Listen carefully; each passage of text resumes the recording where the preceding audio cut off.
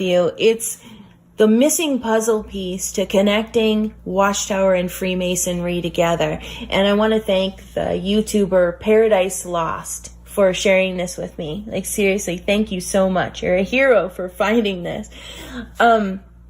It's a letter with a matching envelope that is from a Masonic lodge, the Odd Fellows Masonic Temple, on their letterhead, but it's a combination letterhead of the Golden Age magazine and the Masonic Temple at the exact same time. And the Golden Age magazine is what the Jehovah's Witnesses now call the Awake. And at the very top, it says representatives in all parts of the world, where this Masonic Temple was openly saying, we are a representative of watchtowers. Just like how the governing bodies say that they're Jesus Christ representatives on earth, this Masonic Temple is representing Watchtower and their form of belief. And they're also helping with financial gain. They're working together as a cohesive team to help sell these Golden Age magazine subscriptions. And so I'll read the letter and then I'll explain a little bit more about what I know about these letters. And the letter doesn't have a year date, but based upon the price of the Golden Age magazine, it's somewhere in like the mid-1920s to the early 1930s of when this letter is from. And it says, to the man of the house, dear sir, for your convenience, the September 29th issue of the Golden Age is left at your home for examination. It is the magazine that every man needs. Please read this issue thoroughly. The only good reason for a good magazine to be published is that the subscribers might obtain through its columns truthful news and statements of fact. The majority of the large papers and magazines are controlled by selfish interests. The Golden Age is not. It is published for the benefit of the people now on earth. It is not published in the interests of any system, denomination, or political party. The problems daily arising seem beyond the ability of human ingenuity to solve. The Golden Age gives the reasons and points out the remedy. It carries articles particularly of interest to the farmer and laboring man, to the scientist, to the home, to the wife, and to the children. It is published in the interest of the people because the time is due for the people to know their just rights and privileges. Read this copy carefully, and if pleased with it, send us 10 cents. Or if you wish to subscribe, your subscription can begin with the next issue. In that event, mail us your check for $2 for your subscription, and we will send you as a premium a book entitled Millions Now Living Will Never Die, which in itself is worth more than the price of the subscription. Sincerely, the Golden Age. Oddfellows, Temple, 11th and Franklin Streets. The most important thing to know is that these were anointed members that were using these form letters. They were all of the anointed back then, and they were knowingly using a combination letterhead with the Masonic Lodge and Watchtower combined. And they were meeting in Masonic lodges back then. And Watchtower admits that. They didn't have kingdom halls. That's where they met, Masonic halls. There was only one meeting at that time for all the brothers throughout the whole metropolitan area, inside and outside the city, in a rented hall in the Masonic Temple that's still down here in Lafayette Avenue. And they would advertise for both because they worked in conjunction with each other. It was one and the same, where they had the authority to sign it sincerely, the Golden Age, for Watchtower, just like how Watchtower signs their elders' letters. Watchtower Bible and Tract Society, and they were working as representatives for Watchtower. And they were collecting the money. Send us your $2 check and, to this Masonic Lodge, and we'll give you a free copy of Millions Now Living Will Never Die. And they would take these letters. My great-grandpa would talk about this, that they would stuff the envelopes as a family. They would take this letter and take a copy of the Golden Age, or they did it with the Watchtower as well, and they would put it in the envelope, and they would go door to door preaching. And they would pass them out at the door or leave it at somebody's door if they weren't at home. It's like, yeah, this is the Masonic Lodge we're affiliated with, and here we're forwarding on. our form of belief, and it's one and the same. It was openly Masonic back then, and they were all of the anointed.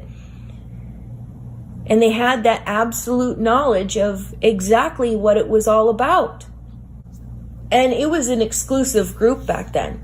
Just how it's difficult to become a Jehovah's Witness. You know, you have to study and go through all those baptism questions and jump through all those hoops. It was even more so prior to 1935 because you were seen as anointed. Like they felt they had reached this higher level of spiritual enlightenment, and they had these Masonic ties, and they were completely aware of it, 100%, that they were Masonic teachings. And he was saying of that when they were so open about it back in the day, they would get kind of some bad feedback. During that time frame, people were hearing about what secret societies and Freemasonry were all about. And so they would make comments, you know, I enjoy reading your literature, but I don't want to get involved in anything that has connection to Freemasonry. So I'm sorry, you know, no thank you. And they realized that that was a detriment because Rutherford wanted to make it more open enrollment, not as exclusive as Russell had started it out as. Because anybody who would read the literature, have a subscription that was not connected to Freemasonry, they were seen as just an associate. Like they were associated with the organization, but they were not an anointed, consecrated member. And so there was a definite distinction. But Rutherford wanted to, you know, advertise,